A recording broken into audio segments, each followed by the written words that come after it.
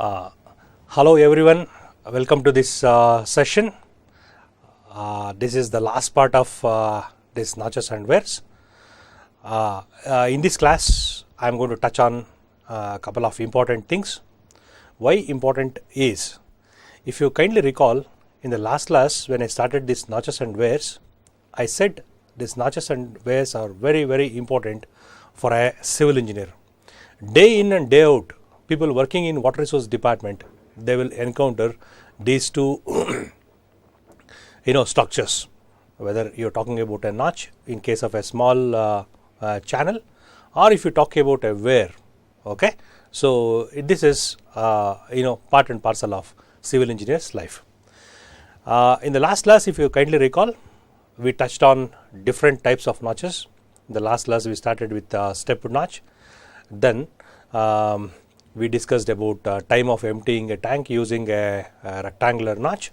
Then the next and the most important one which we discussed in the last class was, since I told you several times, if you look at the discharge equations, what we derived for a rectangular notch, triangular notch, trapezoidal notch, Cipolliti notch, there the discharge is directly proportional to the head flowing over the notch. In other words, if you do a minor mistake in measuring the head over the notch, it will have a direct consequence on the discharge. So that's, we derived an equation for a rectangular notch as well as for a triangular notch, and we solved a couple of problems. That is the point where we stopped in the last class. Now in this class, let us start the next portion, that is wears. Kindly recall, when I started this chapter on this notches and wears, I said, so a wear is a concrete structure or a masonry structure constructed across a channel or a river in order to raise the water level on the upstream side. I am going to deviate from the topic for about 1 or 2 minutes now. Basically, India is a tropical country. Probably once you come to 5th semester, once you start reading this hydrology, whatever I am going to say in the now, you are going to read there. What I mean to say is, India is a tropical country. If you go to North India, we are going to see what is known as perennial rivers. If you come to South India, we are going to see what is known as non-perennial river. What is a perennial river? What is a non-perennial river? A perennial river is one which flows throughout the year. A non-perennial river is one which flows full during monsoon season. What do you mean by that? If I talk about a non-perennial river, especially a South Indian scenario, most of the rivers, okay, if you talk about a small river, most of these rivers are almost dry during summer season. But once the monsoon picks up, these rivers are in full spate. So in India, we have two types of rivers. For example, if you go to North India, you talk about Brahmaputra, you can talk about Ganges, you talk about Yamuna. These rivers, throughout the year if you go, you are going to see a lot of water flowing in these rivers. Those rivers are called perennial rivers. If you come to South India, for example, if you talk about Kaveri, if you talk about Yamavati, if you talk about Kabini, so these rivers are called non-perennial rivers. So some of these rivers are almost dry during summer season. What is the connection between this types of rivers and these wears? Just now I said a wear is a structure or an obstruction constructed across a river or a channel in order to raise the water level. Okay, remember, in South India, wherever you go, across these rivers, usually we build what is known as the dams. But if you go to North India or Central India, you are going to see what is known as this wears. Probably you heard of this barrages. Okay, so on this wear, if you provide a gate opening, then the structure behaves as a barrage or a barrage. Okay, remember, every irrigation structure or irrigation system is designed some depth of flow in the river. Suppose if there are years where you have continuous famine or there is no rainfall, if the water level, average water level in the river falls down to below average depth, then you are not in a position to supply water to the command area. Command area is the area to which you are going to supply water for growing crops. If the water level falls below a average level for which you designed the irrigation system, then even though there is little amount of water in the river or a channel, that river is of no use to the farmers. So in that case, what I am going to do is I construct a obstruction so that if I construct the obstruction, the water level on the upstream side rises to the average level so that I can easily divert the water to the command area. This is one place where these weirs are extensively used. Okay. Now, as we progress further and further, you go to any dam, you are going to see what is known as a spillway structure. If you divide, if you take a dam is divided into two parts. One is overflow section, the other one is non-overflow section. Overflow section is one where the excess water flows over the section. Usually these overflow sections are also called Oogie weirs. Ogeeweir. I am going to touch on this in the last part of this lecture. What I mean to say is, in case of dams, the spillway structures are these Oogie weirs. Okay, wherever you want to raise the water level on the upstream side, there we talk about what is known as this weirs. Or in some cases, it is also a combination of weir and gate structure that is called barrages. I hope it is clear. Okay. So weirs are constructed as an obstruction to flow of water. They are commonly used to measure the volumetric rate of water flow. Basically, remember, they are also used to measure the discharge flowing in the river or a stream. The one what you are seeing here, okay. Now look at this. The one what you are seeing is here is a weir. Okay, this is the upstream side, this is the downstream side. Water is flowing from upstream to downstream side.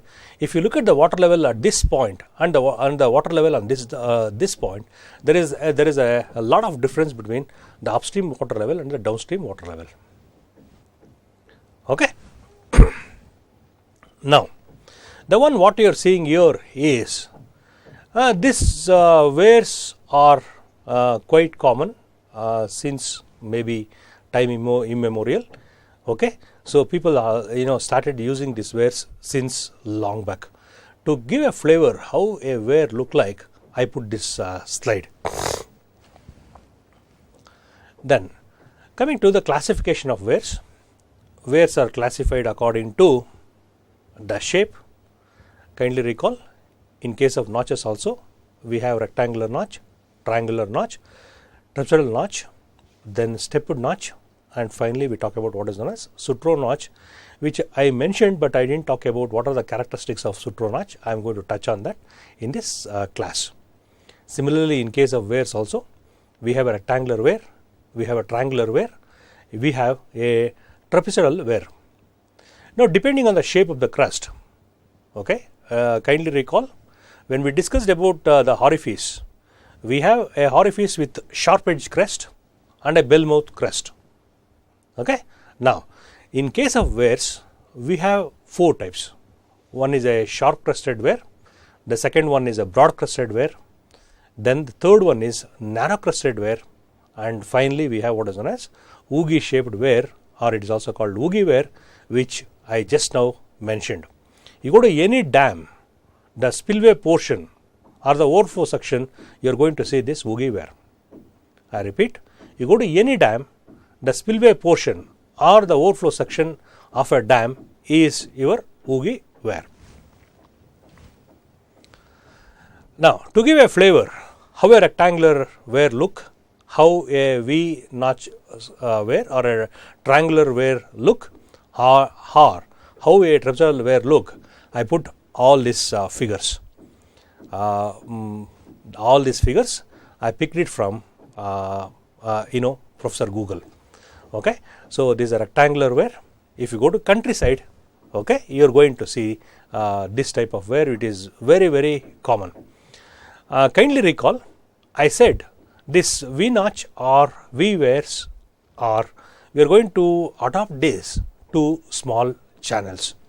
Similarly, when I am talking about a trapezoidal wear, usually I'll deviate from the topic. If you take any command area, if you kindly recall, I said command area is the area to which you are going to supply water from a dam or a river. When you supply water to this dam or a river, so from the dam you have different types of canals. Okay, primary canal, secondary canal, tertiary canal, and finally we have what is known as field canal. Basically, what is the difference between primary canal and a secondary canal and a tertiary canal and field canal? Basically, that talks about how much is the discharge flowing in these canals. Okay, so depending on the discharge you are allowing in the channel, you are going to classify these channels as primary, secondary, tertiary, and field canals. Now, remember, this V notch wear and trapezoidal wears are most of the time they are going to adopt in case of field channels, or in some cases it may be in tertiary canals. You won't see this in the primary canal and the secondary canal. Okay. Now, the one what right now you are seeing here is a V notch or a triangular wear. Okay, I showed already another picture. This is another picture how this V notch is installed in order to measure the discharge over a small channel or a small river. Then I also mentioned about narrow crusted, broad crusted, sharp crusted, and oogie wear. Now, kindly concentrate on this figure. This is a dam. Now, I said if you take a dam, the dam is divided into two parts. One is overflow section, the other one is a non-overflow section. Now, the one what you are seeing here is a overflow section. Okay, this is a typical oogie wear. Now, if you look at concentrate on this portion, okay, this portion is non-spill section, or it is also called this is the point where there is no spill. Whatever the excess water coming from the upstream side, the excess water starts spilling over this oogie wears. This is one thing. Second thing is we talk about what is known as broad crusted wear. Okay, what is this broad crusted wear? When do you say it is a narrow crusted wear or a sharp crusted wear and a broad crusted wear? That classification we'll see in the next couple of slides. Now, this is a narrow crusted wear and this is a broad crusted wear. I am going to talk more about this as we progress further and further. Now, in the last class, if you recall, I said couple of discharge equations what we derived for the notches. The same discharge equations holds good for wears also. Okay. So, in that direction, the first one is discharge through narrow crusted wear. Okay. Now, when do you say it is a narrow crusted wear? Kindly recall, we are measuring the head over the notch. Okay. Now, the level corresponding to that sill is called the initial level, crust level, or sill level. So, sill level is the initial level with respect to which you are going to measure the head. Now, I classify the wear as a narrow crusted wear if my head over the notch is greater than 2 times the length of the notch, or a wear. I repeat, if my head over the notch or a wear is more than 2 times the length of the wear, then I call it as a narrow crusted wear. Okay, H is greater than 2L, that is the one thumb rule you need to remember for a narrow crusted wear. Now, for a narrow crusted wear behaves as a rectangular wear or a notch. The discharge equation for a rectangular notch is given by Q is equal to 2/3 CD root 2G L H raised to 3 by 2. The same equation holds good for narrow crusted wear also. Again, I repeat. So, we have narrow crusted wear, broad crusted wear, sharp crusted wear, oogie wear. Now, the moment if the head over the notch is greater than 2 times the length of the crust, then the wear behaves as a narrow crested wear. In that case, the discharge equation is same as that of the rectangular wear. The discharge equation for a rectangular wear or a notch is given by 2/3 CD root 2G L H raised to 3/2. These are the two things you need to remember when you talk about narrow crested wear. Then for the first time we introduce what is known as this broad crested wear. If you look at this, okay, so here this is the width of the wear. I call this as L. Okay, so here, so when do you say that it is a broad crested wear? Now, if you look at this condition, what I mentioned here is if 2L is greater than H. Okay, what is 2L? L is the width of the crust. Kindly refer to this figure. Now, H is the head over the notch and L is the base width of the wear. Now, if 2L is greater than this value of H, then the wear behaves as a broad crested wear. Now, if 2L is less than H, then it behaves as a narrow crested wear. Okay, very, very important. Again I repeat, so for any wear, if the base width of the wear, 2 times the base width of the wear is greater than the head over the wear, then the wear behaves as a broad crested wear. If 2L is less than the value of H, then it is a narrow crested wear. Okay. Now, with this, let us see how the flow profile look like. The one what right now I am showing you here is a flow profile over a broad crested wear. Okay. Now, with this figure in mind, let us go back to the actual practical problem. So, probably you will appreciate this. Okay. The one what you are seeing here is a broad crested wear. Okay. Now, I will come back to this. Now, let us derive an equation for this broad crested wear. Remember, we derived an equation for a rectangular wear, triangular wear, okay, superlative wear and so on and so forth. This is the first time I introduce this broad crested wear. Let us derive an equation for this. How to do that? Now, let H, the head of water at the center of the broad crested wear. Look at this. I defined this as capital H upstream of this broad crested wear.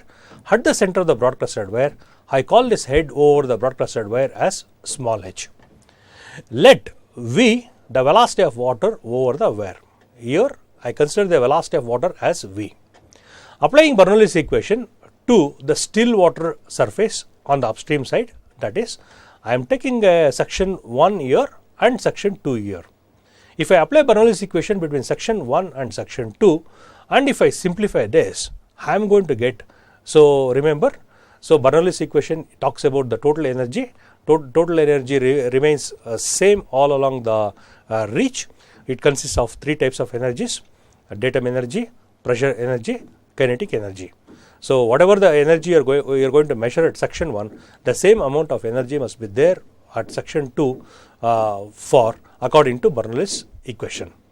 Now remember, here kindly recall, when we discussed about orifice, we discussed about what is known as velocity of approach.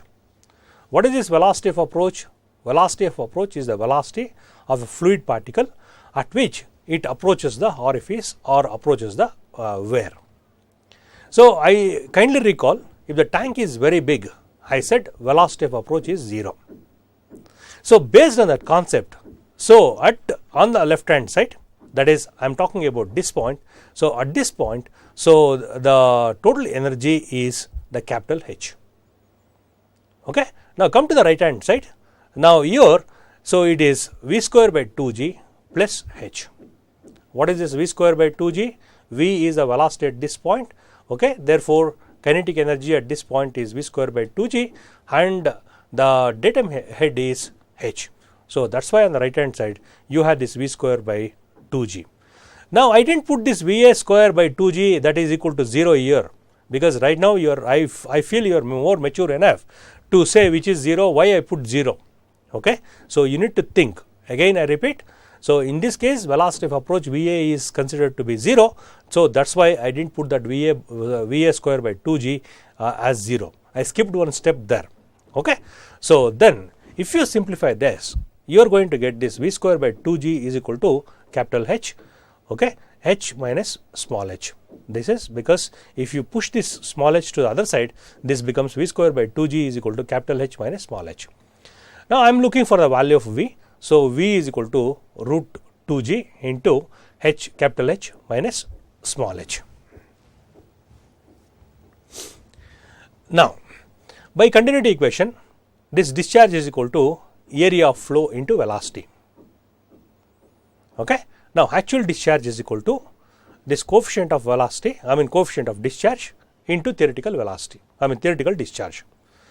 Now Q actual is equal to CD into area of flow into velocity. What is area of flow? So here remember, this is the width of the weir, and what is the depth? Depth is H. Therefore, the area of flow section is L into H. Again I repeat, the base width of the weir is L and H is the head over the weir. Therefore, the area of flow over the broad-crested weir is given by L into H, that into root 2G into capital H minus small h. Therefore, Q actually is equal to CD into L. Kindly alter this equation. What I do in this case is I push this H inside this square root. Therefore, this becomes Q is equal to CD into L into root of 2G into capital H into H square minus HQ. Okay, this is the general equation. Now, basically what is my next condition? My next condition is to find, so the discharge will be maximum. When the discharge will be maximum, now, so I will get this discharge Q as Q max, okay, if this H minus H square in minus H cube is maximum. That is, this d by dH, if you differentiate this term with respect to H and equate the same thing to 0, you are going to get a condition for that. So if you do that, you are going to get the value of small h is equal to 2h by 3. Kindly recall, what is capital H? Capital H is the head at the still section or section 1. What is small h? Small h is the head at section 2. Now, what is the relation you obtained at this stage? You obtained a relation between the head above the notch and the head at the still section or section 1. In other words, the head at the broad-crested weir is 2 times the head at the still section divided by 3. Now, once you obtain this value of h, what is the next step? Substitute this value of h in this case in equation number 1. Okay. If you substitute, look at this here, you don't know the value of capital H, you don't know the value of small h. Now you developed a relation between small h and capital H. Now in place of small h, you substitute this 2h by 3 and simplify that, you are going to get this Q max as 1.705 CD into L into H raised to 3 by 2. Okay, I repeat, in case of a broad-crested weir, the maximum discharge is given by 1.71 into CD into L into H raised to 3 by 2. Now, if you look at this equation, very simple. If you know the base width of the weir, broad-crested weir I am talking about L, that is your L, and if you just start measuring the value of H at section 1, within no time you can easily calculate what is the maximum discharge that is flowing over the broad-crested weir. This is how we are going to derive an equation for a broad-crested weir. I hope it is clear. Then the next one is discharge over a submerged or drowned weir. Submerged weir is also called drowned weir. Why it is drowned? Because on the downstream side the water level is above the weir. Okay? In other words, on both upstream and downstream the weir is completely submerged. This is a typical submerged weir. This is a weir. This is the upstream side, this is a downstream side. On the upstream side you have a water level up to a depth of capital H. On the downstream side you have a water depth of small h. In that case, the discharge through the upper portion is given by 2/3 CD L root 2G h minus h raised to 3 by 2. Similarly, when you come to the downstream side, so the discharge through the drowned portion is given by Q2. Q2 is equal to CD2 into, remember, this is the area of this or area of flow above this where into this velocity, theoretical velocity root 2G into h minus h. Now, what is the total discharge flowing over this submerged weir? It is a combination of Q1 and Q2. Now, here you need to remember that this is the equation for a rectangular notch. Only thing is, here you are talking about, in place of h, you are talking about h on the upstream side, h on the downstream side, h minus the head on the downstream side raised to 3 by 2.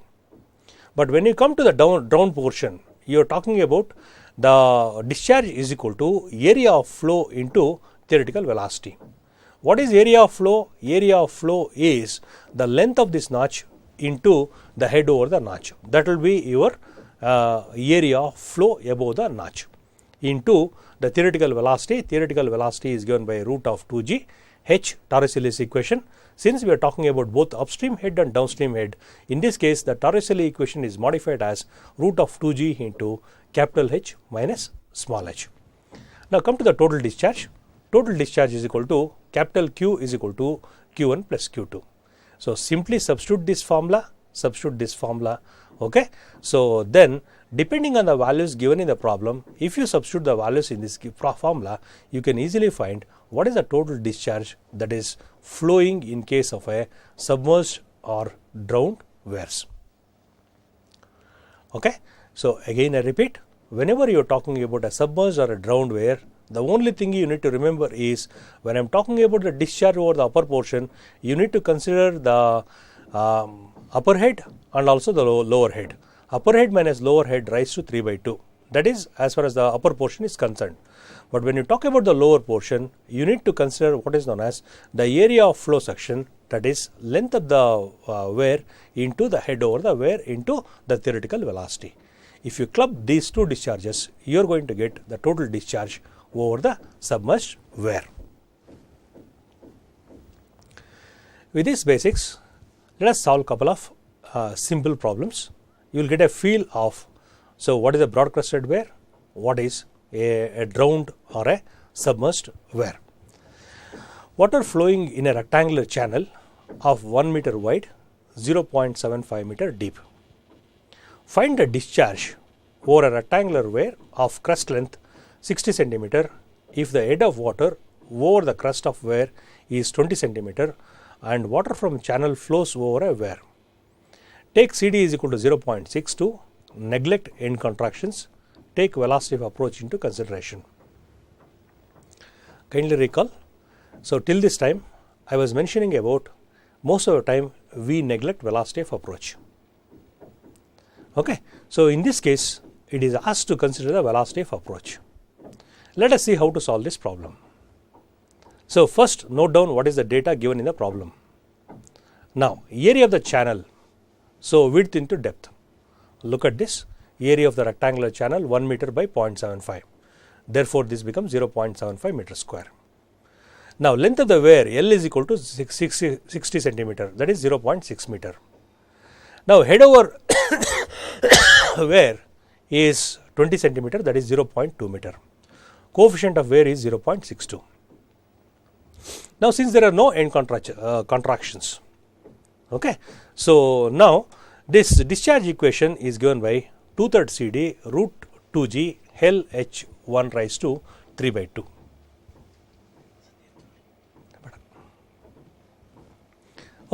Now look at this. This CD is given in the problem 0.62, L is 0.6, root 2G is constant and H1 is 0.2. You have all the values given in the data. Substitute these values and find the value of Q. I feel substituting this and writing this equation, I think you don't have any problem in writing this equation and substituting the values. Let us go further. Now, if you simplify this, you are going to get the value of Q is equal to 0.0982 meter cube per second. Now, this by continuity equation, Q is equal to A1 V1 is equal to A2 V2. Okay. Consider the continuity equation, or Q is equal to A1 V1 upstream of this wear. Okay. So, in this case, basically what you are looking for velocity of approach, VA. So, how we define velocity of approach? Velocity of approach we defined as the velocity of the fluid particle at which it approaches the wear or the notch or the orifice.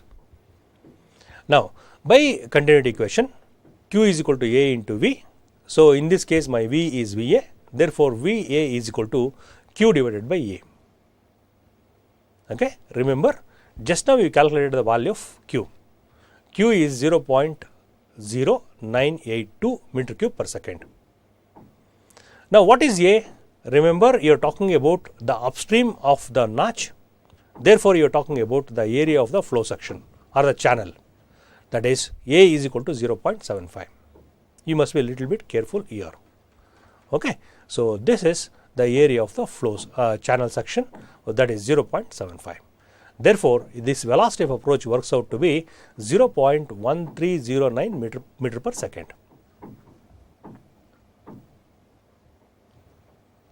Okay. Now, this additional head, I did not talk about this additional head when I am talking about the theory portion, okay, because most of the time if you look at your theory as well as problems, most of the time this velocity of approach is considered to be 0. Okay.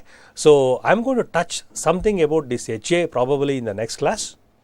Before closing my lectures, I am going to touch on this. Now, if you consider this velocity head VA, kindly remember this formula. You are going to see, remember, on the upstream side you have this some head, on the downstream side if it is a drowned portion somewhere you have another head. Now, when I am talking about when you talk about this velocity of approach, you need to consider this additional head. This additional head is given by VA square divided by 2G. This formula kindly remember, because again I repeat, I did not touch this while doing the theory. Now, this VA just now we calculated, it is 0.1309 meter per second square divided by 2G. If you work out that, if you look at this is 0.008733. Now, I want you to concentrate on this value. Again I repeat, I want you to concentrate on this value of this additional head. Kindly recall, what is the head given in the problem? The head given in the problem is, look at this, 60 centimeter, okay, or it is 20 centimeter. This is the head of water over the crust of wear is 20 centimeter, that is 0.2 meter. But if you consider the velocity of approach, what is the extra head you are going to add? Now, it is 0.0008. It is almost negligible. I think probably you right now you are in a position to say why this velocity of approach is negligible. Clear? Yes. When you compare the actual head, the additional head is almost negligible. 20 centimeter. Okay, if you convert this into meters multiplied by 100, look at how much you are going to get. If you add that to 20 centimeter, it is almost negligible. That is the reason most of the time we neglect this velocity of approach. Clear? Now, once you find this additional head, okay, remember you have the general equation. What is that general equation? 2/3 CD root 2G L H raised to 3 by 2. Now, that H what you are putting in the general equation, there you need to add this additional head whenever you are talking about velocity of approach. Another one thing you need to remember. Okay. Now, if you do that, look at this equation, how this equation is modified. 2/3 CD root 2G L into, so this is H1 20 centimeter plus the additional head minus HA raised to 3 by 2. Okay. This is another formula you need to remember. whenever you are talking about velocity of approach. Okay. Now, you have all the values, substitute the values and simplify, you are going to get q is equal to this 0.09881. Sir, what is a big deal?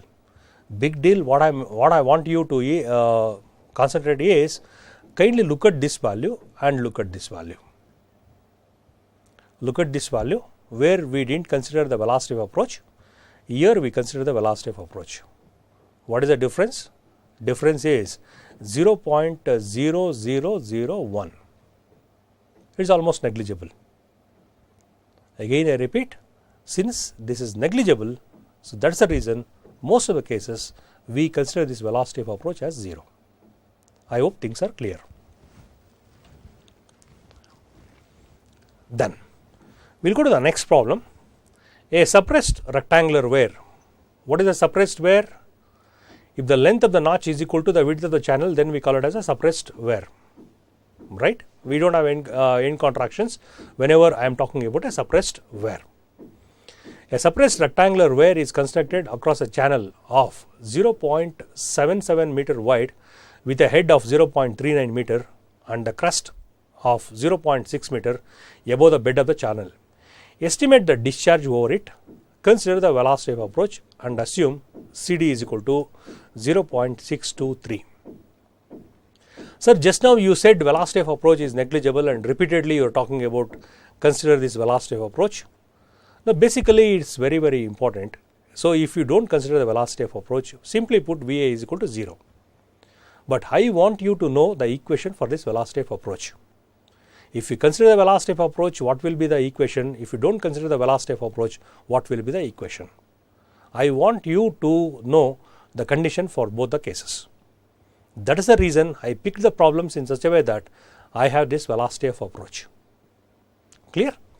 Now, let us first note down what is the data given in the problem. Width of the channel 0.77 meter, head over wear 0.39 meter. Remember, it is a suppressed notch. What is a suppressed notch? Width of the channel is equal to length of the wear. Okay. So, my length of the wear is 0.77.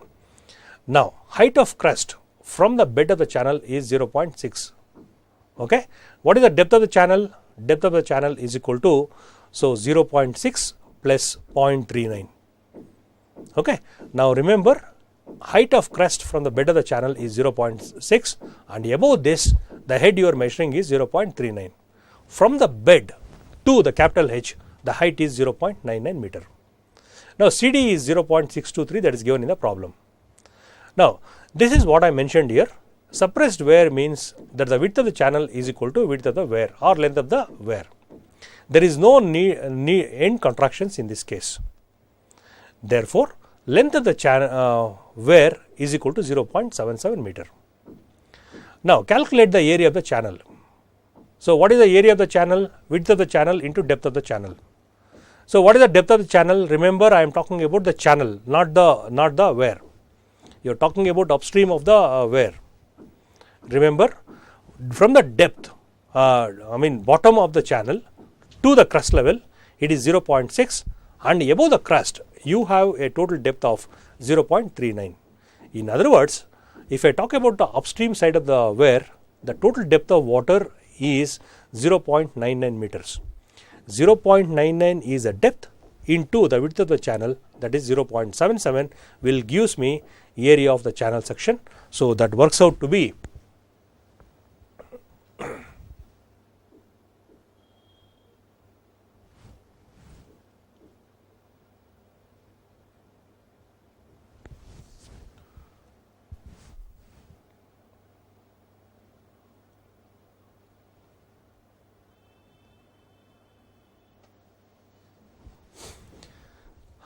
I think I skipped that step somewhere.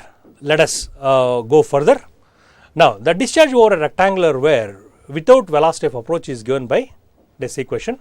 Q is equal to 2/3 CD root 2G. L in this case I put it that L as B into H raised to 3/2. Now, kindly recall, you know the value of CD. CD is 0.623 given in the problem. Now, length of the channel is equal to length of the wear 0.77 given in the problem. Root 2G is constant. the value of h is 0.39 given in the problem. If you simplify this, you are going to get the discharge as 0.345 meter cube per second. If you look at this, this is a suppressed notch, suppressed where my B is equal to L.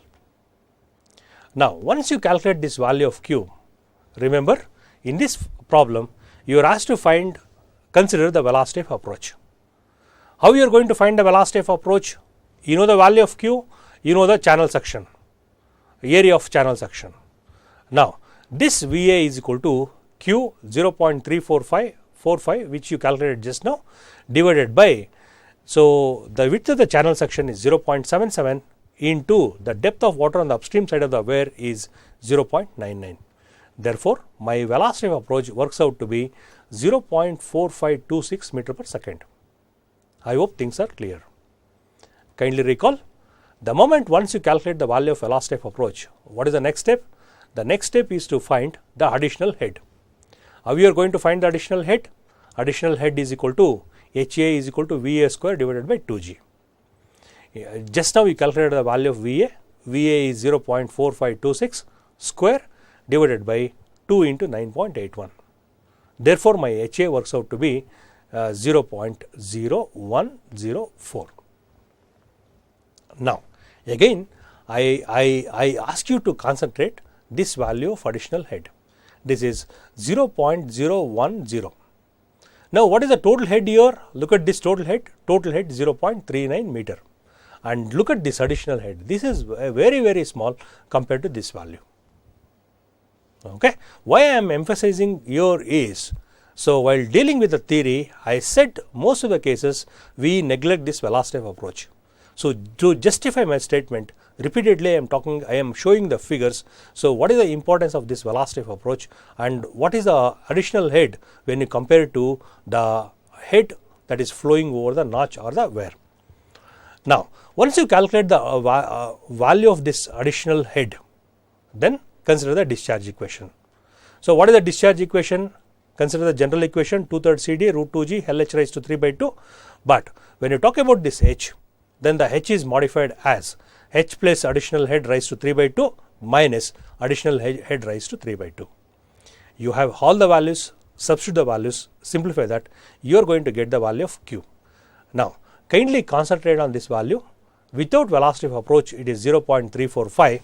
Now, if you consider this velocity of approach, it is 0.3573. Okay. So, very small variation you are going to see if you talk about this velocity of approach. Now, again I repeat, you must get prepared both for without velocity of approach, with the velocity of approach. I hope these steps are very clear and you must be very careful before attempting the problem in the examination. Kindly read the problem 2 or 3 times.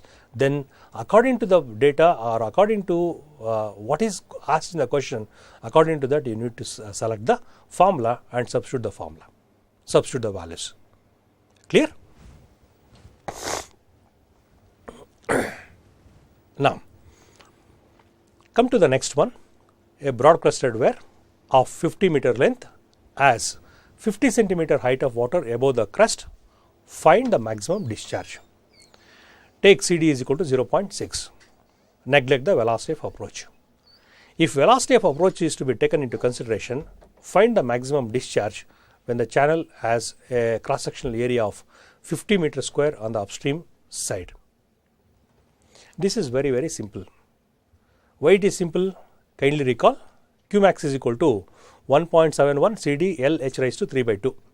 This is a formula we derived. Okay. So, kindly look into the data given in the problem. Length of the weir is given 50 meters, head of water that is 0.5 meter given, CD of the weir is given 0.6. Consider the discharge equation. Qmax is equal to 1.71 CD L H raised to 3 by 2. You know the value of CD, you know the value of L, you know the value of H. Calculate Qmax. Qmax works out to be 18.084 meter cube per second. Remember, we didn't consider the velocity of approach while calculating this Qmax. Okay.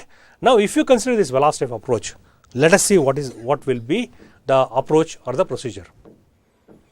Now, so what is the next step? if I talk about velocity of approach, I need to find VA. So what is VA? Discharge divided by area of the flow section. So in this case, area of the channel. So area of the channel is given in the problem, it is 50 meter square. Now just now we calculated the value of Q. So Q is 18.084 divided by 50, that works out to be 0.36 meter per second. This is the velocity of approach. What is the next step? The moment I calculate the velocity of approach, I need to find the additional head. What is this additional head? HA is equal to VA square divided by 2G. So 0.36 into 0.36 or 0.36 square divided by 2 into 9.81. Therefore, my HA works out to be 0.006 or 0.007 meter. Then consider the discharge equation. Qmax is equal to 1.71 CD L into H raised to 3 by 2. Again, kindly recall, wherever you are going to find this capital H, there you need to modify. So the modified form is H plus additional head raised to 3 by 2 minus additional head raised to 3 by 2. Okay, substitute the values. You know the value of L, you know the value of CD, you know the value of capital H, small HA, which you calculated just now. It works out to be 007. So if you substitute all these values, you are going to get the maximum discharge as 18.41. Okay, so with velocity of approach, the discharge is 18.41, and without velocity of approach, it is 18.1. Here it is 18.1. So with velocity of approach, it is 18.41. It is 0.3 meter cube per second.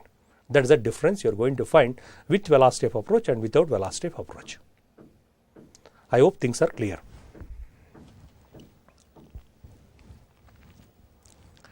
Then we discussed about broadcasted wear. The next one is submerged wear or a drowned wear. Okay. Let us see the height of water on the upstream and downstream side of a submerged wear of 3 meter length or 20 centimeter, 10 centimeter respectively. If CD for free and drowned portions are 0.6 and 0.8 respectively, find the discharge over the wear. Kindly recall, when I discussed about the submerged wear, you have a upper portion and a portion on the downward portion. The discharge equation for the upward portion is given by 2/3 CD L root 2G into capital H minus small h. What is this capital H? Capital H is the head on the upstream side and small h is the head on the downstream side. Kindly recall, what is the discharge on the downstream side? That is given by the coefficient of discharge into the area of flow section into the theoretical velocity. That is, this is the equation. Now in this equation, so you have all the values, okay, given in the problem. So substitute the values and find the value of Q. So Q works out to be 0.504 meter cube per second. So only thing is, in this case is you need to remember this formula. So how to remember this formula? Upstream portion, you have the discharge equation for the rectangular wear. Only thing is, wherever that H is there, you have the upstream head and the downstream head. Upstream head minus downstream head. But when you come to the downstream discharge, you need to consider the area of flow section into the theoretical velocity. So CD is equal to A into V. That you need to consider. You need to add these two discharges and find the total discharge. This is a very simple problem. I hope you do this. And finally, we had this woogie wear. Okay. So I said these woogie wears are very, very popular.